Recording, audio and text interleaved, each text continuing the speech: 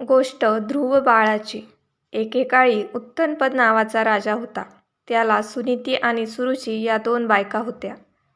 राजाला 2 मुलगे होते. ध्रुव हा मोठा मुलगा होता. त्याची पहिली पत्नी सुनीती हिचा आणि उत्तमचा जन्म त्याची दुसरी पत्नी सुरुची हिच्या पोटी झाला होता. सुरुची अतिशय सुंदर होती आणि राजे तिच्यावर प्रेम करत होते. तो पक्षपाती होता. त्याने आपले सर्व लक्ष तिच्याकडे आणि त्यांचा मुलगा उत्तमकडे दिले. सुनीती आणि ध्रुव राजापासून दुर्लक्षित होते. या सततच्या दुर्लक्षामुळे ते दोघेही राजवाडा सोडून जंगलात राहायला गेले.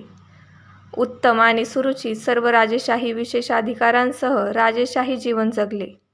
ध्रुव आता 5 वर्षांचा होता आणि त्याला त्याच्या वडिलांचे प्रेम अनुभवायचे होते.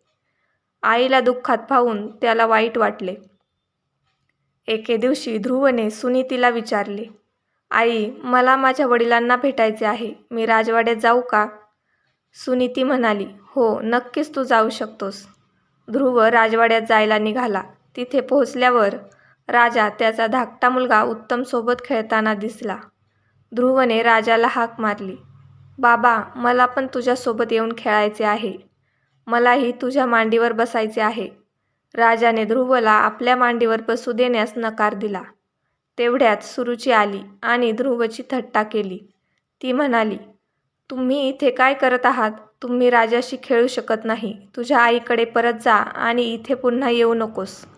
ध्रुव खूप दुखावला होता. रडलेल्या डोळ्यांनी तो मागे फिरला आणि आईकडे गेला. आईला पाहून तो रडला आणि तिला मिठी मारली. राजवाड्यात घडलेला प्रकार ऐकून सुनीतीला वाईट वाटले. तिने ध्रुवचे सांत्वन करण्याचा प्रयत्न केला. ध्रुवने आईला विचारले, "बाबा तुझ्याकडे आणि माझ्याकडे दुर्लक्ष का करतात? तो आपल्यावर प्रेम का करत नाही? मी काय करू?" सुनीती थोडा वेळ विचार करून म्हणाली, "ध्रुव, तू भगवान विष्णूची प्रार्थना कर. तो सर्व दुःख दूर करू शकतो." ध्रुवने त्याच्या आईचे म्हणणे ऐकले आणि तिचा आशीर्वाद घेतल्यानंतर तो तपश्चर्या करण्यासाठी आणि भगवान नारायणाची प्रार्थना करण्यासाठी पर्वतावर गेला. जाताना त्यांना नारद ऋषी भेटले. नारद म्हणाले, "बाळा, कुठे चालला आहेस?" ध्रुव म्हणाला, "नमस्ते मुनी, मी तपश्चर्या करण्यासाठी आणि भगवान विष्णूची प्रार्थना करण्यासाठी पर्वतावर जात आहे." हे ऐकून नारद ऋषींनी भगवान विष्णूला प्रसन्न करण्यासाठी ध्रुवला मंत्र सांगितला. ते म्हणाले, "ओम नमो भगवते वासुदेवाय" या मंत्राचा जप करा आणि भगवान विष्णूची प्रार्थना करा. फक्त भगवान विष्णूचा विचार करा. ध्रुवने नारदांचे आभार मानले आणि त्यांचे आशीर्वाद घेतले आणि पर्वताकडे निघून गेला. ध्रुव डोंगरावर पोहोचला आणि त्याला एका झाडाखाली ध्यान करायला जागा मिळाली. नारद ऋषींनी त्यांना सांगितलेल्या मंत्राचा त्यांनी जप सुरू केला. त्यानंतर तीव्र तपश्चर्या सुरू झाली. पहिल्या महिन्यात ध्रुव फक्त फळे आणि कंदमुळे यावर राहिला. पुढच्या महिन्यात त्याने वाळलेली पाने खाल्ली. तिसऱ्या महिन्यात त्याने फक्त नदीचे पाणी घेतले आणि चौथ्या महिन्यात तो फक्त हवेचा श्वास घेऊन जगला. चौथ्या महिन्यानंतर ध्यान करताना ध्रुवचा श्वास थांबला. एका पायावर उभे राहून ध्रुवने आपले सर्व लक्ष भगवान विष्णूवर केंद्रित केले. ध्रुवच्या वाढत्या शक्तीने देवराज इंद्र चिंतित झाला. परिस्थिती जाणून घेण्यासाठी तो भगवान विष्णूंकडे गेला.